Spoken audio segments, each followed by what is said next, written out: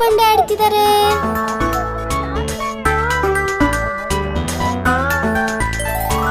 ಜಾರ ಬಂಡೆ ಆಟ ಮಸ್ತ್ ಮಜಾ ಆಟ.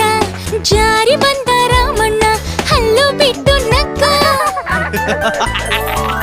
ಆಡದಿದ್ದ ಮಕ್ಕಳು ಅವನ ನೋಡಿ ನಕ್ಕರು.